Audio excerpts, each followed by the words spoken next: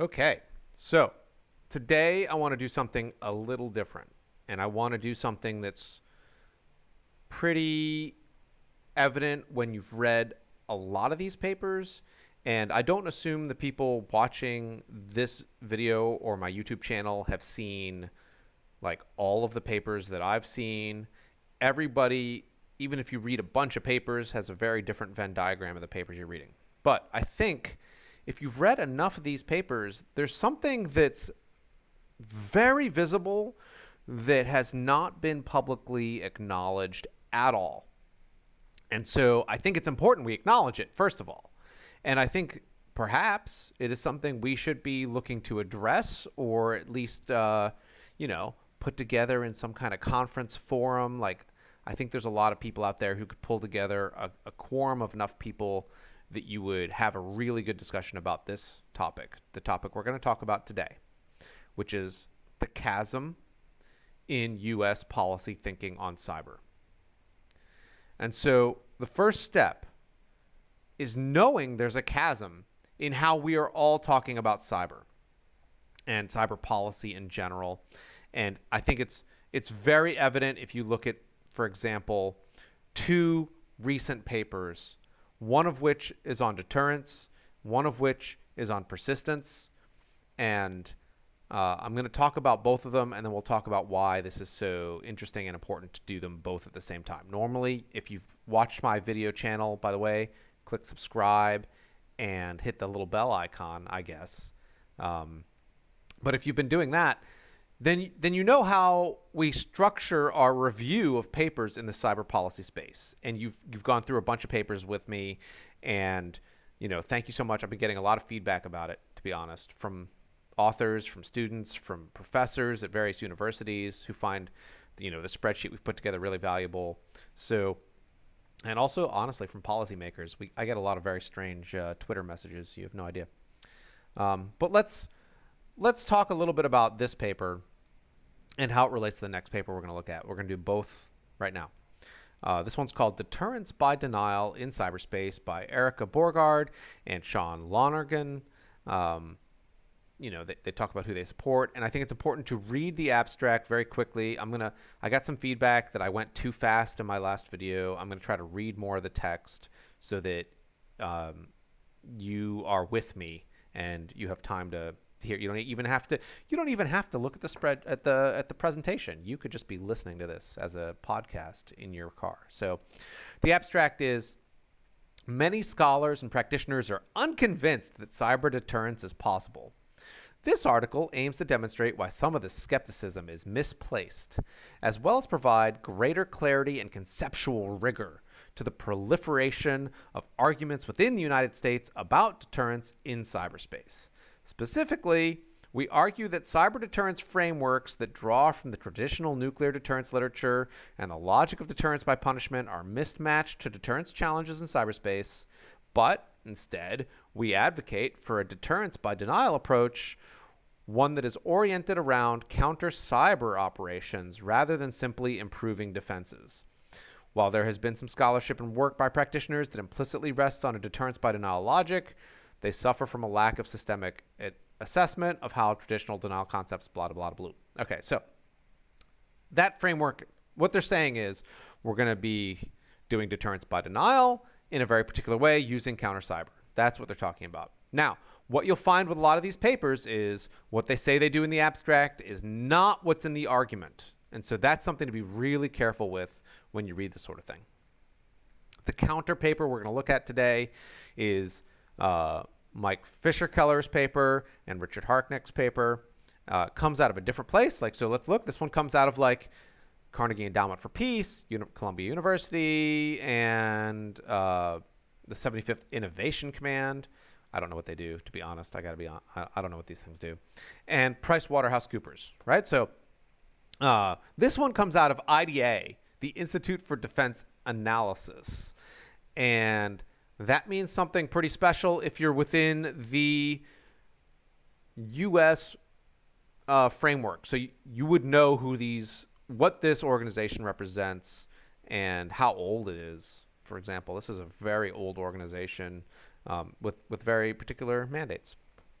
So that already tells you something, that I think there's a conflict between these two groups. Okay, so before we go forward, it's important to note that, I never like to look at the biographies of the authors. I don't think it's a great practice. But in this particular case, they will say, look, we were part of the Delirium Commission. That's an important part of their biography. And the Cyberspace Delirium Commission has, and is a pretty large group of people, but they propose a strategy of layered cyber deterrence. And you'll also notice here the commission co-chairs Angus King, right? Like that's Senator Angus King is an important part of it. And if you attend all of their meetings, which I do, you will also see like their most recent meeting was essentially them saying how successful they were in getting all of their recommendations into law. So they've been very successful at that, although they will point out that many of their recommendations underwent massive strategic changes as it went into law. So you have a lot of questions when it comes to U.S. strategy. And one of the things that you'll see is that there has been a ton of pushback against the Cyberspace Delirium Commission, and it's come from a number of different angles. But one of the arguments has been that the Delirium Commission is based on a strategy that doesn't actually work. So they're claiming that they have a unified whole of government strategy and that it's based on layered deterrence. And then they're like, why are all the people who are practitioners or have appeared out of the woodwork randomly, who knows, saying that what we have, even if we get everything we ask for in legislature, will not be effective? And that pushback has real ramifications because legislation, honestly, it only goes so far. Like if the practitioners as a community or even just a larger community has decided that what you're doing doesn't make sense, they won't really implement your strategy. So you'll notice there's been a lot of sales pitches on both sides. And if we look at a little bit, this comes right out of the Cyber Delirium document, this diagram of what layered cyber deterrence really is. Building the first layer is shaping behavior via, what they're going to call norms, building partnerships and leveraging non-military instruments, aka sanctions and that sort of thing. And then there's sort of like things that you would think qualify as a mechanism of deterrence by denial, right? Like protecting critical infrastructure, aka defense. So there's a lot of stuff going on in this diagram. I honestly think the diagrams, it's a big D, right? I think these diagrams are more confusing than anything else. And I think one really confusing thing is the sort of lines of defend forward. This is, I think, a much worse diagram. And if this particular paper is talking about denying benefits, aka deterrence by denial. But one thing you'll notice is that the bell curve covers the whole range. What they're saying with this diagram, if you were going to interpret it, was that we're going to deny benefits across the whole range, but we're going to focus it in the middle of the cyber threat spectrum, whatever that is, right? So I don't think this adds, honestly, I don't think these diagrams make any sense. They make no sense. Are we going to deny significant attacks on critical infrastructure? Are we going to deny malign influence operations? I don't know that we are. I don't know. It's not worth focusing on, but let's just say that's the philosophical base that this all stands on, right? So, and where all of this, what community is this feeding? So this is from their paper, The Evolution of Cyber Deterrence Literature.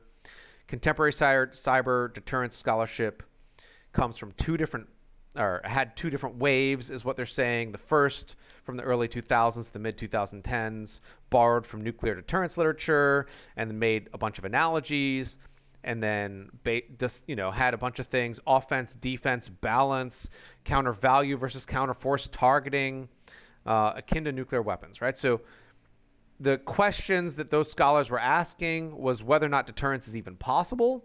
Although, to be fair, and Jason Healy in particular was saying that that we have focused far too much on offense instead of defense. So honestly, the literature says a lot of different things.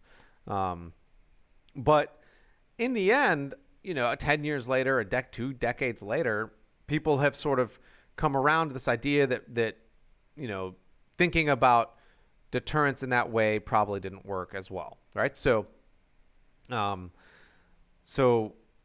the threat of using cyber capabilities to prevent an adversary from doing the same, and then deterrence by punishment being the idea that you're going to hurt the other countries that are attacking you with cyber, basically. So they're saying that's what we're going to do. The threat to wreak devastating pain and suffering is the predominant reference point. So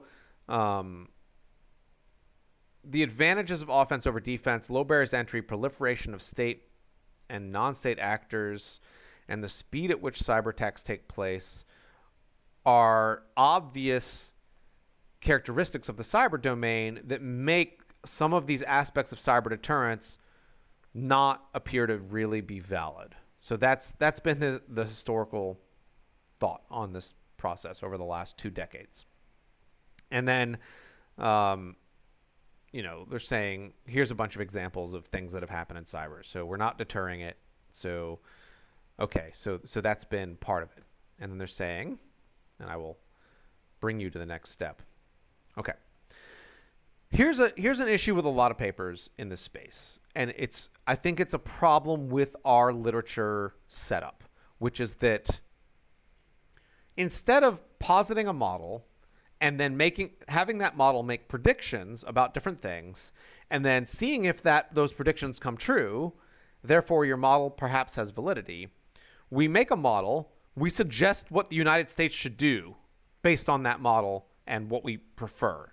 So we're sort of just giving opinions instead of making predictable and testable options. And that's something that you see a lot of papers do. And this paper is no different. So they say, in this article, we review different deterrence concepts in theory and practice, articulate a logic of cyber deterrence by denial, and then provide policy recommendations for the United States.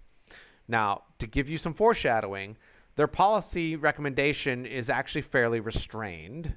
And it essentially is that we should be much more rigorous about using deterrence by denial to form our other strategies, such as defend forward. So I think in this particular case, the paper does pretty well at not going too far down the line with what it tries to recommend. And another issue you're going to see with deterrence papers is that they're going to rely heavily on what they like to call existing deterrence theory. And Thomas Schelling is going to come up again and again. You're going to see this a lot. But one thing that and the next paper is going to argue that they have, what existing deterrence theory is off. So they can. Both papers are going to argue about what existing deterrence theory is and how it applies to the space. But the reality is no one has really come up with a good theory of why existing deterrence theory, it's massively abstract, and applying it to the details of cyber and how the cyber domain works. Like, the connectivity is very tenuous, right? So they'll argue these. I mean, it almost sounds like they're talking about toddlers, right? It's parenting things for toddlers. They're like, if we, it's like, I don't know how much, if you're a parent listening to this video and you've tried to argue with your toddler about, not eating dirt or something like that, but it still continues to eat dirt. I mean, your theory on deterrence is going to go nutty, right? And the same thing feels true here, right? Anyway, so there's a lot of stuff there. So I just don't know that looking at deterrence in the abstract space is useful, because the translation function from the abstract space to what's happening right now may be infinitely complex. Okay. So here's what they say in the paper. They're like, the second wave of cyber deterrence theory, which emerged in the mid-2010s, takes the feasibility of cyber deterrence in 2 distinct directions. And I love that they acknowledge the schism in thought, because I haven't seen a lot of papers that do that. And generally, one side just yells at the other side, and you see this over and over again, just yelling at each other, right? So one is charted by what we refer to as deep deterrence pessimists, and the other by a diverse group of cautious deterrence optimists. And I love that they, in the paper, gave themselves the name of cautious optimism, because everyone wants to say they are cautiously optimistic in some sense, because it's like having it both ways. Just say you're an optimist. Say you are a believer, right? Like, there's non-believers and there's believers. That's what there is. Stop trying to make it sound like you're right no matter what happens. All right, so the deterrence pessimists, epitomized by Richard Harknett and Mike Fisher-Keller's work, effectively throw the deterrence baby out with the bathwater. Harknett and Fisher-Keller argue that specific attributes of cyberspace, especially the absence of traditional sovereignty and an environment of constant contact, mean the protection or advancement of national interests cannot rest on deterrence as a central strategy. So the argument here is there's a group of people who believe that deterrence can be the central strategy. This group of people is the Cyberspace Delirium and a bunch of other people involved with it. And some people on the Cyberspace Delirium may not agree with this theory, but that's the general consensus. And also other people in academia may also believe, and they named a few of them, whose papers we've already reviewed, that deterrence by and this paper is saying, obviously, yes, some of the deterrence by punishment isn't working, so they're giving up ground, but deterrence by denial will work, right? So they're optimists about deterrence by denial, and the pessimists, aka the people who are non-believers, epitomized by these two authors, Harknett and Fisher-Keller, are like, why are we still here? This is failure. Let's move on with our lives, right? So what I want to point out here, though, is that there's a reason they wrote this paper, and that reason is almost every practitioner and spook and military person and anyone involved in the actual work has basically said to them privately, what are you guys talking about, right? So that's kind of why this paper exists, because there is a huge groundswell. There's a lot of people standing behind Fisher-Keller and Harknett who are not academics and don't have papers, right? So, but they clearly have a position in the community. So that's kind of where you get some of this stuff, right? And those people are not very good at passing legislation, but they're required to be on the same team for the legislation to work. So that's, I think, a really key part of why this paper exists, just to put stuff into context.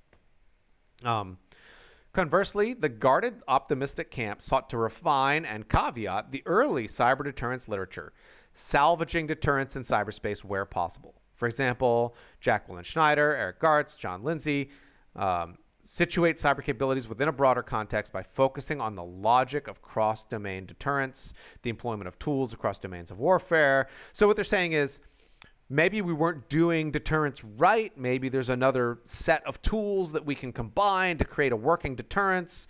I find the next sentence very funny. It's like Joe Nye, Henry Farrell, Abraham Newham explore how interdependence and entanglement of actors in cyberspace could have deterrent effects. I think at some level, are we ever going to be so entangled with the Chinese that they'll stop stealing our intellectual property? I don't know. Look, I don't know. It makes me maybe that's probably something that they should explore in their literature, shall we say. And then, there's people who explore other things of deception, other things not as interesting. Perhaps Schneider and Nye both explore the extent to which deterrence by denial rather than punishment may be technically feasible in cyberspace. So that's where we're at right now, okay? The funnier bit here is when they say, like, many U.S. practitioners have echoed this cautious optimism. They quote Dearns as saying, we're going to be doing deterrence or whatever, And I think the mistake they make there is that they're confusing a sales pitch with a strategy.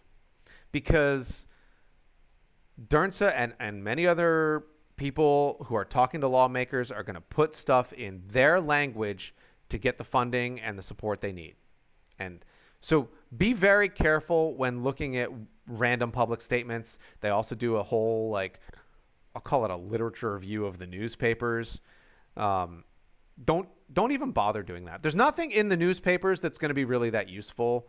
And so they go through what newspapers have said about deterrence, and it's just whatever. It's nonsense, to be honest. So they waste some time on that. I don't think it's drastically weakening this paper, but it's something to look for when you do read it. So what they really want out of this paper is a theory of deterrence below armed conflict. They're saying it is very possible to do deterrence below armed conflict, and it's going to be via deterrence by denial. So they quote themselves, which I find funny. The report on the U.S. Cyberspace Delirium Commission, established in the 2019, blah, blah, blah, who cares, articulates a strategy of layered cyber deterrence that combines a number. It's very funny that they sort of quote their own thoughts. And maybe, not just their thoughts, but certainly they were part of this organization. Combines a number of traditional deterrence mechanisms and extends them beyond the government to develop a whole-of-nation approach. Great. At the same time, the report depicts an environment in which the United States has not deterred a range of malicious cyber behavior, noting the United States has not sufficiently changed the cost-benefit calculus made by adversaries when determining whether or not to attack in cyberspace below the level of armed conflict. And that's where we're at. And they're also stating, certainly other aspects of, national cyber policy documents, which come out every year, every 2 years, have also been anchored in deterrence and advocate for deterrence-based strategies, right? So at the same time, those documents have said deterrence has not been successful, right? So, and that's honestly what their opposition is saying, right? So Harknett and Fishkeller are saying, yeah, we in fact say we do deterrence and it doesn't work, right? That's the reality. And we admit it doesn't work while we say we do it. So this paper, like many other papers, makes claims about how the cyber domain works that I think are inaccurate, and I think practitioners in general think are inaccurate. So in this particular case, they say there are several challenges associated with applying punishment logics to cyberspace that have been extensively noted in the literature. These center on the limitations of offensive cyber operations in inflicting major damage, which is essential for implementing punishment strategies. Cyber operations and campaigns, even at scale, simply do not generate costs against a target at magnitude comparable to that of offensive operations that employ conventional or certainly nuclear munitions. Okay, so like very few things in your arsenal are going to have anything that replicates conventional or nuclear munitions. But they are not right. Let me just say they're wrong. The United States in particular, because of many reasons, does not like to conduct cyber attacks that are as damaging as it could conduct against civilian organizations. If we wanted to stop Russia from selling oil and we told Cybercom to just go nutty, right? And the rest of our forces just go nutty, and I don't want to see any oil coming out of Russia anymore. I think it could happen, right? Like it could happen. It could happen for a relatively, I won't say permanent, but for, a while, right? But we're not going to. Where the oil just goes to Europe, and they would, be very upset if they couldn't heat their houses, and it would hurt a lot of U.S. companies because we are entangled, right? And like, it's just not as good an idea to do it that way. So in some senses, there's a lot of semi-permanent damage we could do that we don't do because hitting civilian targets, and usually the companies we're looking at are civilian targets, is a really bad idea. So the reason is not that we cannot generate costs. The reason is a lot of those costs are shared, right? Like in cyber, you can generate costs. Those costs are shared with targets that we're going to say are illegal to hit, but realistically we just don't want to hit for who cares why. Our adversaries don't have the same restrictions, right? Like North Korea hit Sony Pictures Entertainment. They thought of it as strategic. They certainly have deterred any movie company from buying another movie about North Korea, right? Like, so in many cases, you can generate enough costs to do what you want to do. So just be careful. A lot of the cyber stuff you read in these papers is not accurate. If your motive is to make money and not to disrupt, you are a poor example for disruption, straight up, right? Like, we look at ransomware. Ransomware is often a targeted risk. We have, they hold us at risk, as you've seen in the recent JD Work paper, if you're following along with the videos. But they're saying this argument is wrong, right? They're saying that recent examples of ransomware attacks against like pipelines have only been minor short-term disruptions. Well, they weren't meant to be disruptions realistically of a long-term scale, right? They were in the billing system. They weren't trying to be that disruptive. So I think NotPetya was an extremely major disruption. Like I think $1 billion is what Maersk wrote off, and that's pretty major to me. B's are real numbers. So like, that's a real punishment, right? Like, I think some of these things you have to be very careful with, because the answer is not that disruption is ineffective. The answer is that the United States does not conduct attacks that are that disruptive because they are not within our scope for good reason. So don't try to think that it's an element of the domain itself. Okay, so getting away from what inaccuracies in the paper there are, they go on to talk about a few things, and I'm gonna read a little bit of it with you. So they say, similarly, the dependent variable in cyberspace should not be defined in binary terms in which a successful deterrence by denial is measured in terms of the absence of the cyber activity a state seeks to deter, while failure is measured by its observance. So they're saying we're not really failing, maybe.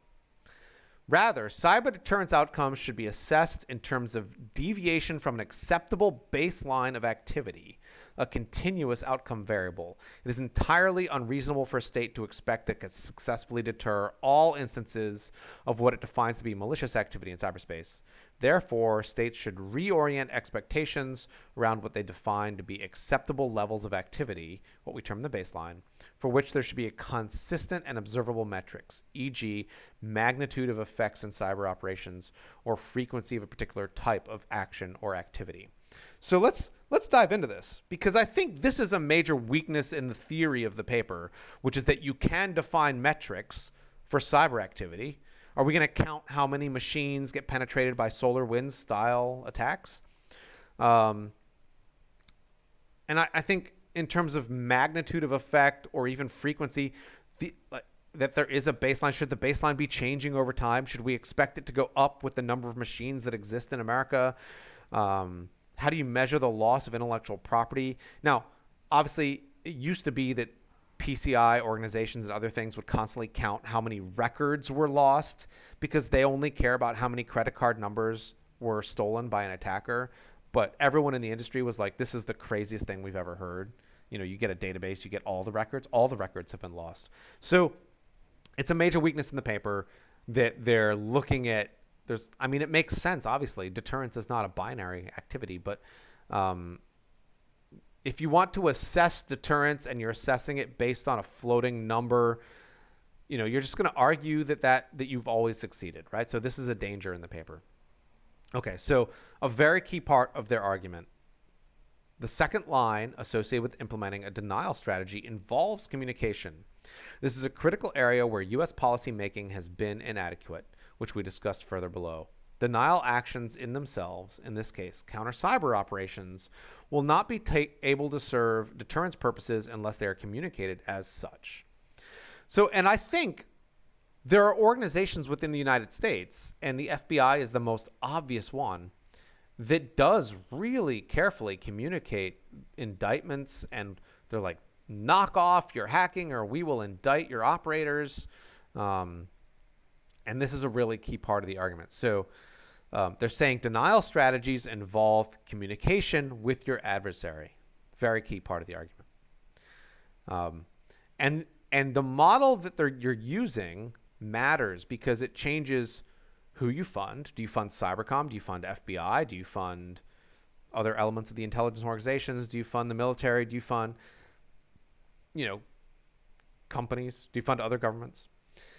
It changes why you conduct operations and then how you conduct them, and also how you partner with other actors. How do I communicate with the European Union about why I'm on a very particular machine and how that matters, right? Like, so there's a lot. That's why this paper is important.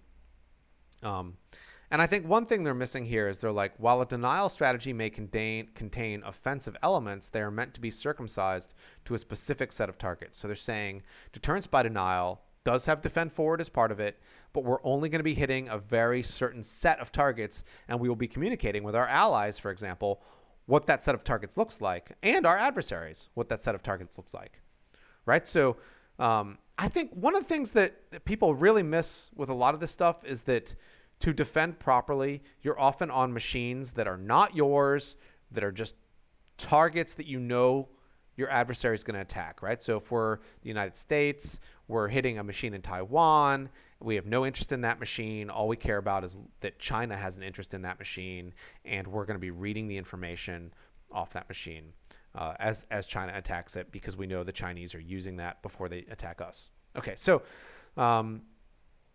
this is an important part of the paper, though, right? Like, denial strategies are, what they're saying is there is a difference between a deterrence by denial strategy and how a persistent engagement strategy exists in terms of defend forward.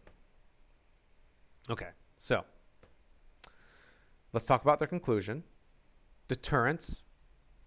They're like, we're rescuing deterrence. We're going to call it deterrence by denial now. We're going to say that works in cyber below the line of armed conflict. And what it's about is our state's objectives and how we communicate those objectives to everyone around us. And the conclusion, as they state it, the binary debate about whether cyber deterrence is feasible misses more nuanced questions about the thresholds at which deterrence may operate, how deterrence strategies. So what they're saying is, y'all have deterrence wrong. You don't understand deterrence, and that's why you think it doesn't work. How deterrence outcomes may be different in cyberspace than other areas, particularly the nuclear realm. Moreover, cyber deterrence in general and deterrence by denial in particular have come to mean a lot of different things, ranging from offense, defense, resilience, including nearly every instrument we have, right? Sanctions, that they've lost conceptual rigor. So we're trying to say we're going to apply better rigor to what deterrence by denial really is, so you can say it does work. While a denial strategy may contain offensive elements, they are meant to be circumcised to a specific set of targets. In contrast, ambiguity about this risks creating the conditions for offensive cyber operations to be employed against a range of targets for a variety of strategic purposes. Meaning, if you guys do what you want with persistent engagement, you're going to be going nutty on a bunch of different stuff instead of having a focus strategy that actually works. So they're saying we're going to narrowly encompass the set of offensive capabilities and infrastructure that adversaries rely on for the types of cyber operations the U.S. is trying to reduce. This, I think, is a question in my head. It should be a question in your head. Is there a narrow set of things that we're going to be hitting with defend forward that we can define, right? So keep that in your head.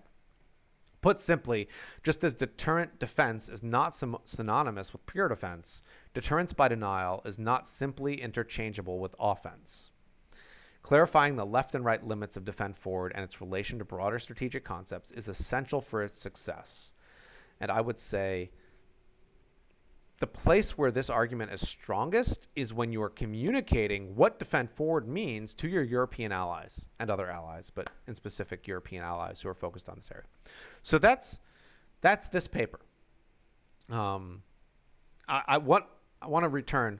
They're saying what they are actually calling for is a clarification of the strategy and how it works. So They're like, get on board, and we're all going to succeed together. Let's talk about the next paper. And again, it's a battle in some senses between evolutionary and revolutionary thinking. All right. We're not going to hear a lot about communications in this paper. It is not about communications. It is much more active. It is much more proactive. It is much more intelligence-based. So that's what you're about to hear. And again, one issue with papers in general is that you're going to note that many of them have different levels of writing, different bombast, different poetry, just different levels of writing. And if you're reviewing papers, you need to make sure you're not being swayed by very good writing underneath very bad thought. So that's something you need to be very careful with. I will say that the writing in this paper has more emotion to it, and that's something that you're going to notice. It says, the Biden-Harris administration's recent focus on the strategic approach of defense to improve the cybersecurity of everything is essential. However, it is a necessary but not sufficient adjustment to U.S. cyber strategy. So what we're doing is not enough. We have focused on deterrence as a central element of U.S. cyber strategy for the past better part of a decade. A more fundamental rethinking is needed if the United States is to halt and ultimately reverse its loss of relative advantage from cyber campaigns targeting its political, economic, social, etc. So, right? And we want a comprehensive national framework that aligns strategy effectively to the realities of our strategic environment in cyber. In a new U.S. national cyber strategy, the central focus should be initiative persistence, a strategic approach to preclude, mitigate, and counter strategically consequential cyber action occurring continuously short of armed conflict. A complementary deterrence approach, no matter the adjective placed before it, I love this line, no matter the adjective placed before it, conventional, cross-domain, multi-domain, integrated, cumulative, restrictive, or tailored, or the ways placed after it, punishment or denial, should be leveraged to support managing potential militarized crises and preventing armed conflict. Acting together, defense, initiative, persistence, and deterrence will provide cybersecurity across the full spectrum of strategic competition. So, that line, some good shade in that line. They're like, look, take all your deterrence nonsense and keep it up there for preventing cyber armed conflict, right? Anything under armed conflict. Y'all are just stay up there, play in that sandbox, and then leave what's below that for those of us who understand initiative persistence and persistent engagement. So that's the counter argument here. It's a new hope. Let's talk about this paper. Prediction. Deterrence will continue to fail. So the paper's has a couple weaknesses, but I would say one of the weaknesses is that they don't really talk a lot about initiative persistence. They really talk about why deterrence is just so wrong.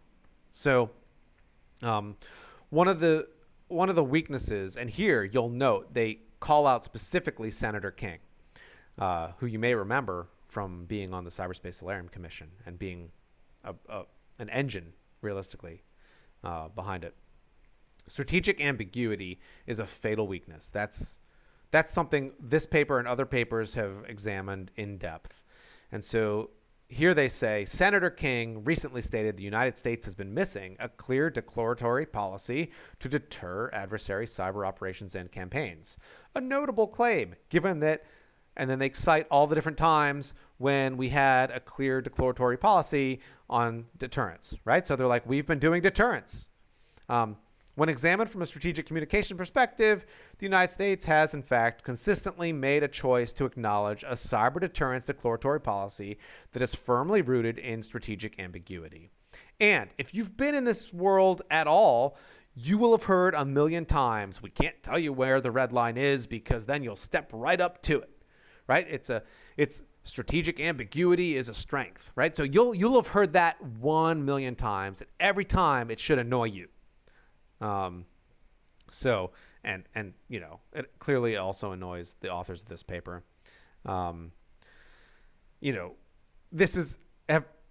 these elements of our strategy have resulted in an approach that defies logic and findings of deterrence theory and supporting studies. So not only does deterrence not work, but you don't understand deterrence theory properly, right? Like, the concept of deterrence is not merely being stretched. Core axioms of deterrence theory addressing ambiguity and prohibitive costs are being violated, leading to dangerous and persistent negative consequences for the United States and its allies, as evidenced by the empirical record.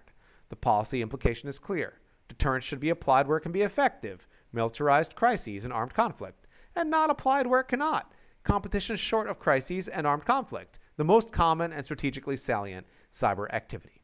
So, very clear. All this deterrence stuff needs to stay in its sandbox. That's what the paper is positing. Okay, so I want to talk a little bit about a weakness that you may perceive. This is just my perspective, which is this. They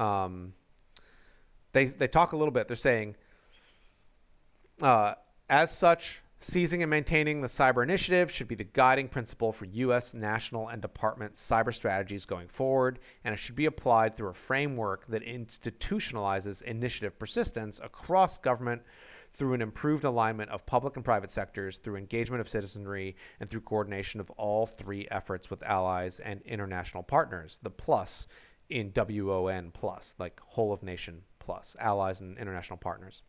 Let me just say, alignment of incentives is a weakness of this thought process here, because if you examine the incentives clearly, I think you will notice they are not aligned, right? So who's going to change their incentives or their positions to be aligned? And the United States government will say, we are not going to change and you should change. And then everyone else is going to be like, no, you should change, right? So that's going to be something that comes up, right? So Whole of Nation Plus is, I mean, I just read an article about Unity, which makes video game engines, and it was about how the employees at Unity are very annoyed that a lot of the work they do is for the Defense Department of the United States because they don't agree with it. They don't agree with, that's not what they signed up for. Right? So anytime you're talking Whole of Nation Plus, the U.S. government thinks of Whole of Nation Plus as government plus corporations, but there's a whole community of people that you have to win over to your initiatives, right? So this is, and you can win them over. I'm not saying you can't. I'm just saying you have to put effort into it. Anyway, so one of the issues that you're going to see in this paper and lots of other papers is the idea that deterrence can be sort of added together. So if I have like a sanction plus an indictment plus a cyber operation, we add that together and we deter the adversary. But what persistence theory is saying is actually, no, the adversary is never deterred. The adversary adapts over time. And what's happening is, like, your first sanction has X value and your second sanction has X divided by 2 and so forth until you're having no value, basically. So that's one of the strong arguments in this paper, that, deterrence by denial is not perhaps the right model, because you can't, over time, you're getting less value for your efforts. So, they talk about escalation dominance in cyber. They're saying, if we did threaten to, do a kinetic attack in response to intellectual property theft, it would just not be viewed as credible. So there's a credibility gap with deterrence, and that may also be true with deterrence by denial, I think. I'm not sure how this addresses some of the arguments from that paper directly. Okay, so let's talk a little bit about, why deterrence is even still in the picture. Why are we even still talking about deterrence? And they're saying, all this stuff is super obvious to all of us in the actual game. So why do policymakers and the cyberspace Delirium continue to default to equating security with deterrence? Two explanations come to head. First, assessments preceding the drafting of national security strategies conclude the world has so much danger that deterrence is our only option. So if deterrence is your only option because you can't afford to confront the danger head on, or for whatever reason you don't have that capability, then that's what you're going to land on because it's your only hope, right? So That's one option. The second explanation is that U.S. policymakers don't understand that there is any other strategic approach. They haven't been read in on persistent engagement, and their teams, people that are helping Senator King, for example, perhaps are not properly read in on the fact that there is another option, and that that's the option that practitioners have sort of moved forward to supporting. So let's talk about whole of government plus plus, because I like to move forward like that. Let's increment things. They make a very strong argument that if the United States government doesn't have a coherent strategy, and especially if it's not a rational strategy, companies and individuals and communities are not going to get behind one element of an incoherent strategy. So when the FBI comes to a company and says, we're going to want you to do this, companies are going to say, that's not worth our risk, because we don't actually believe the payoff is there even for you. And it's a high risk for us and a no payoff for us and a low risk for you. But also we don't think there's any benefit to being part of this strategy. We don't think it's going to work. Right. So that's one pretty big argument going forward here. And I think that's a fairly good argument. You have to ask yourself, though, are there elements of U.S. government national strategy that Microsoft interests are not aligned with? Are there things the U.S. government wants that Microsoft does not want to have happen? I can think of some. And are there some that Google would rather see fail? And I can think of others, right? So I think we haven't tried to address this. Right? Like in so many cases, Microsoft has been able to what you call regulatory capture, right? Like, I think the vulnerability equities process is one example of this. Export control is a different example of some of this stuff. There's a bunch of these things where what's good for Microsoft is not what's good for the nation and vice versa. I'm just using Microsoft as an example here. Same thing is true for a lot of things. Okay. All right, so let's talk about what's next.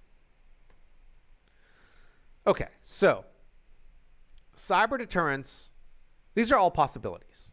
There's many theoretical possibilities. Hopefully you believe me that there's a vast chasm in our thinking, and you've seen this chasm in the two papers. Two possibilities. Cyber deterrence works fine, but not our cyber deterrence, right? Like North Korea can deter people. China can deter people. They turn their little fire hose on GitHub, and GitHub goes down until the Chinese say it can come back up, right? Like that's a real thing.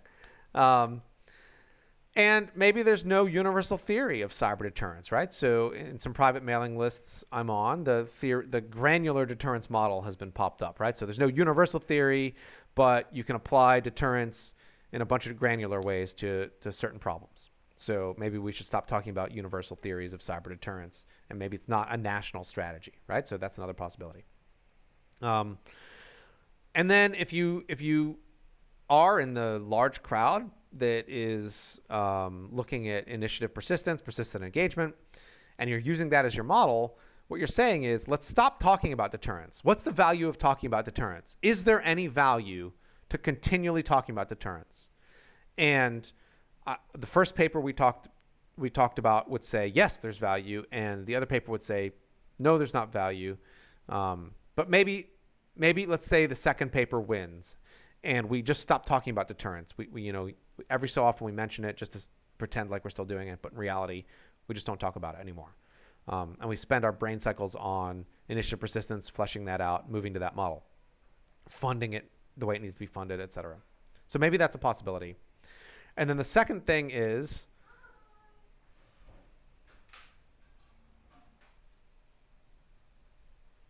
okay, so the next possibility is that we stay split in this chasm. Nothing ever wins. Our strategy flounders. We remain sad. And one thing I would hope that you do is question any of these theories that assume that only states practice either engagement or deterrence, because I don't necessarily know that that's correct. So let's talk about the future. I think there's predictions in both papers. I think if you've read the second paper, you'll note that states are probably going to adopt persistent engagement whether they want to or not, since that is what works. And we've seen elements of this, and we've seen pushback against this because the FBI's implementation of Rule 41, the way Holland and Germany go active against botnets, and the way the FBI goes active against botnets using Rule 41.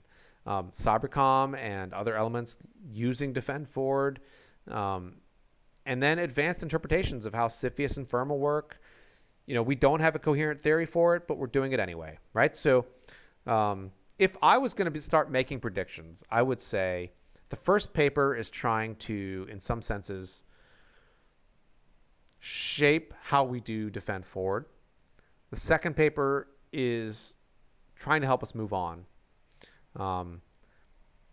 I encourage you to read both papers. If you go through the spreadsheet that we use, you can get a link to both papers. If you can't find the papers, let me know.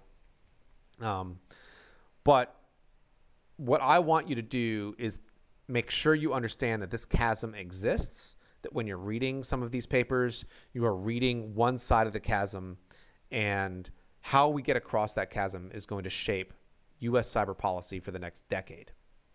And that is the conclusion for both of this. And I hope, leave a comment if you disagree, but hopefully you don't. Thank you so much. Thank you. Bye.